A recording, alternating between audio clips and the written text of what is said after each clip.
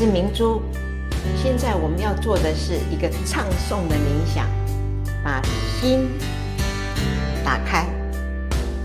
如果你觉得你的心是封闭的，没有爱的流动，然后你想打开你的心，那就做这个冥想。如何做？好，简易坐姿就你轻松盘坐，然后轻轻的缩住你的脖子锁。